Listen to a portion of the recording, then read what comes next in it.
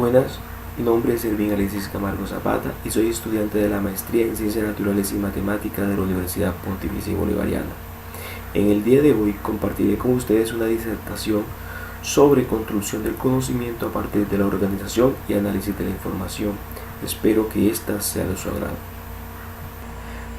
Para comenzar nuestro estudio, partiremos de la definición de lo que es conocimiento y luego miraremos algunas formas de organizar la información. Esto para poder entender cómo la organización y análisis de la información ayuda a la construcción del conocimiento. Para entender el concepto de conocimiento, primero definiremos qué es epistemología. Esta palabra viene del griego episteme, que significa ciencia, y logos, que significa estudio. Es una rama de la filosofía que se encarga del estudio del conocimiento. Se ocupa de su naturaleza, su estructura y origen. ¿Pero qué es conocimiento? Definir conocimiento no es fácil, y esta pregunta ha sido considerada por las mentes más privilegiadas del pensamiento, desde Aristóteles y Platón hasta la actualidad. Una definición de conocimiento podría ser: es la idea que el hombre como sujeto del conocimiento construye en su mente acerca de una realidad objeto del conocimiento después de tener una experiencia. De esta manera, el conocimiento se representa como una relación entre el sujeto y el objeto. Para entender mejor este concepto, observaremos el siguiente gráfico. El niño observa el árbol y tiene un conocimiento de este. Entonces, en el niño surge una relación de imagen del árbol. Así, el conocimiento se representa como una transferencia de las propiedades del objeto para el sujeto. Ahora miraremos las características del conocimiento. Todo conocimiento debe ser objetivo, esto es, debe reflejar a los objetos tales como son, no es una opinión. Un ejemplo sería: la manzana es una fruta, es un conocimiento porque no depende de la opinión de alguien. Hoy es un bonito día, no es un conocimiento, porque depende de la opinión de una persona y esta depende del estado de ánimo de ella. Ahora, cuando algo es objetivo, debe ser universal, esto es, que debe ser aceptado por todos. Debe ser necesario. Todo conocimiento es coherente. Debe cumplir el principio de contradicción de Arquímedes. Esto es, no se puede afirmar y negar algo a la vez. Y por último, debe ser verificable. Se debe demostrar o sustentar. Para que un pensamiento sea conocimiento, debe cumplir estas 4 características. Ahora veremos la forma en que está clasificado el conocimiento. Esto para tratar de entender la forma en que aprendemos un objeto. El conocimiento se clasifica según los sujetos, los objetos, la experiencia y el nivel, y estos a su vez en sensibles, racionales, intuitivos, discursivos, a priori, a posteriori, comunes, científicos y filosóficos. Para entender esto un poco mejor, analizaremos el caso particular de cada uno. Según los sujetos, el conocimiento se clasifica en sensible y racional. Sensible es aquel que se adquiere por los sentidos y la conciencia, es por consiguiente el de los objetos percibidos, que los captamos viéndolos, tocándolos u oyendo los sonidos que producen. Por ejemplo, si tocamos el fuego, nos quemamos. Racionales es aquel que se adquiere por la razón o entendimiento. Es un conocimiento indirecto en forma de concepto, juicio y razonamiento. Un ejemplo de este sería entender que el agua se compone de 2 átomos de hidrógeno y 1 de oxígeno, o cómo está formado el sistema solar. Este tipo de conocimiento necesita unos conceptos y unos razonamientos.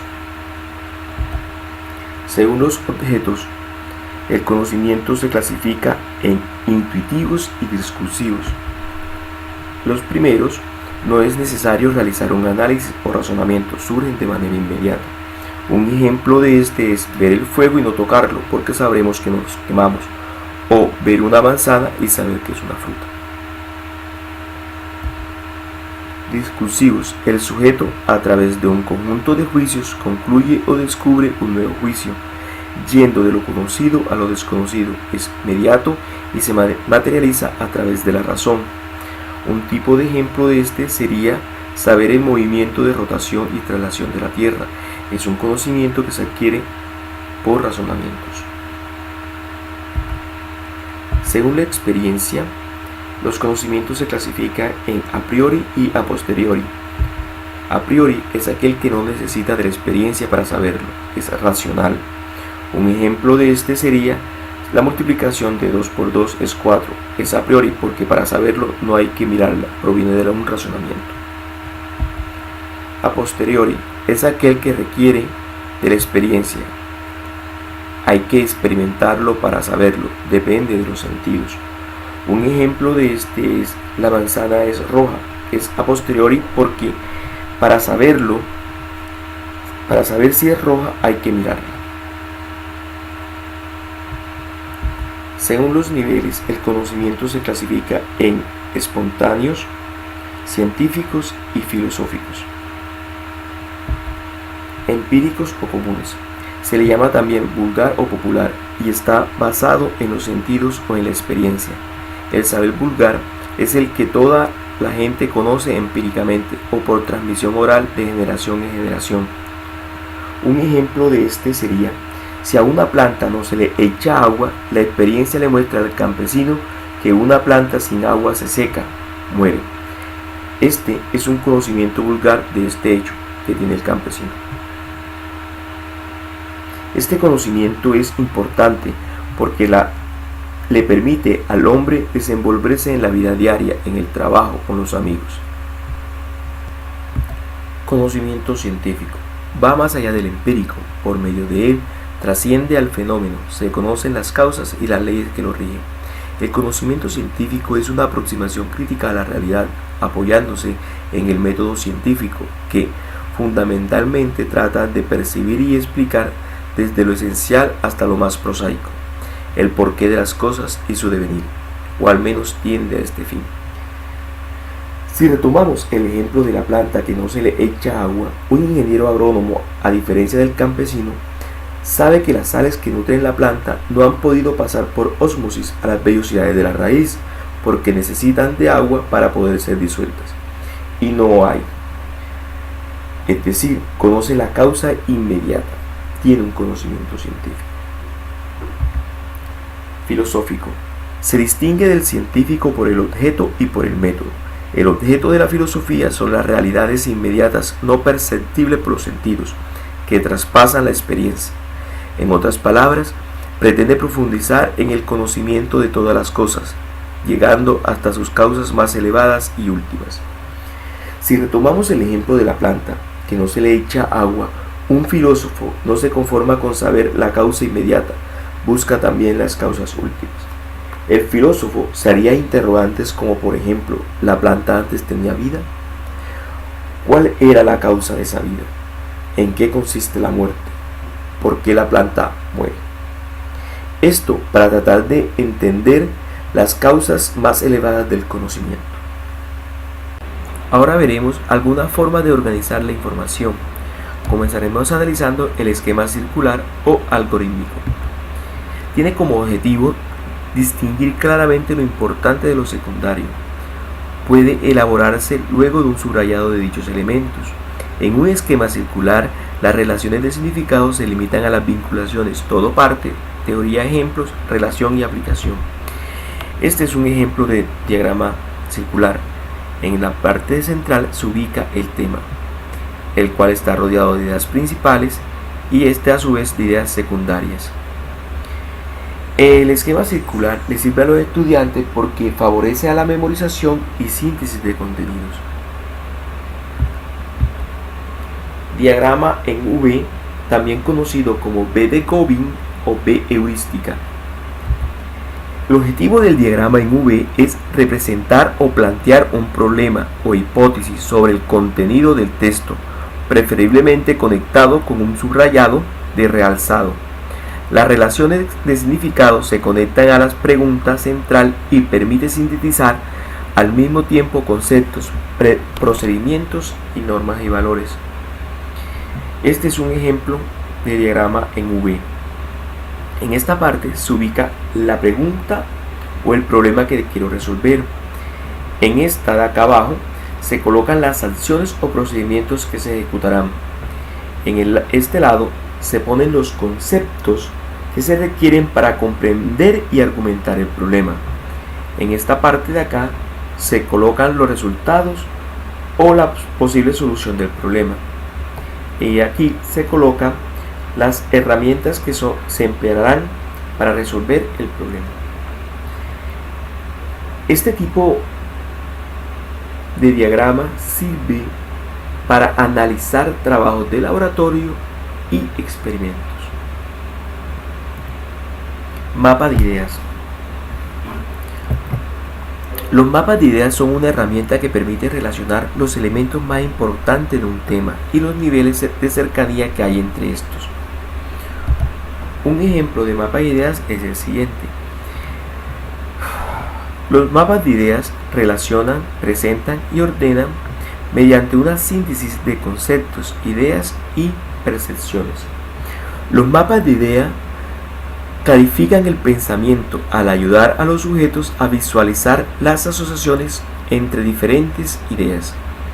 Para los estudiantes es una herramienta útil porque les permite estudiar, preparar una exposición y reorganizar contenidos.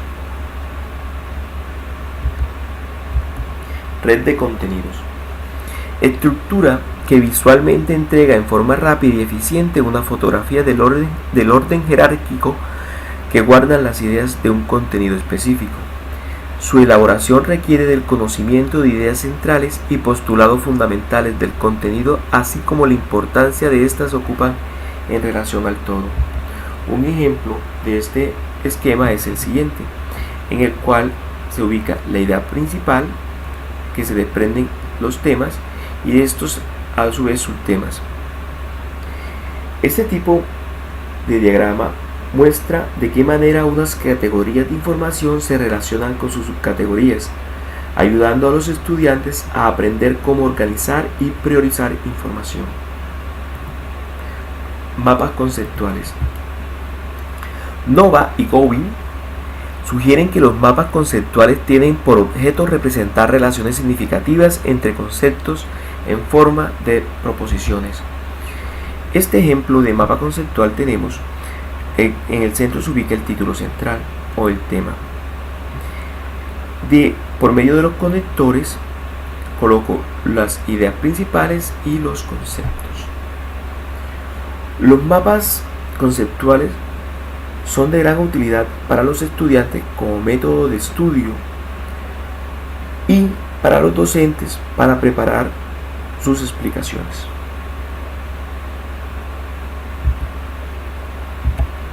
Diagrama causa-efecto. Permite analizar las consecuencias de las ideas y comprender que todo acto tiene una consecuencia. Un ejemplo de diagrama causa-efecto es el siguiente. Este diagrama también se conoce como diagrama de espina de pescado, pues por su forma es similar al esquema de un pez. Este diagrama consta de 4 elementos. El primero de ellos se llama cabeza y representa el efecto, es decir, el hecho que se explicará. El segundo es la columna vertebral, que me sirve para ubicar las espinas principales y secundarias. El tercero son las espinas principales. Estas me sirven para ubicar los factores o categorías. Y por último tenemos las espinas menores, que me sirven para describir los factores causales. Este tipo de diagrama es importante porque permite a los estudiantes realizar comparaciones, análisis de aspectos positivos y negativos. Me sirve para enfocar las ideas centrales y obtener conclusiones.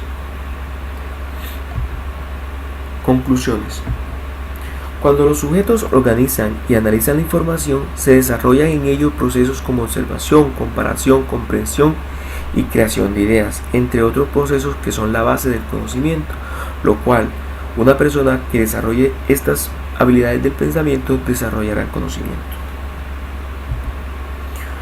Como todos los sujetos aprenden de diferentes maneras, estas estrategias de organización de la información permiten aproximarse al objeto de estudio de varias maneras mediante los procesos de descripción, análisis y comprensión, lo cual permitiría llegar al conocimiento.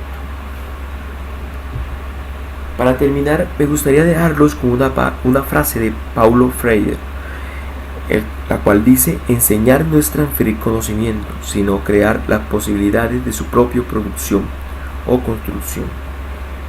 Espero que esta disertación haya sido de su agrado. Nos vemos en la próxima.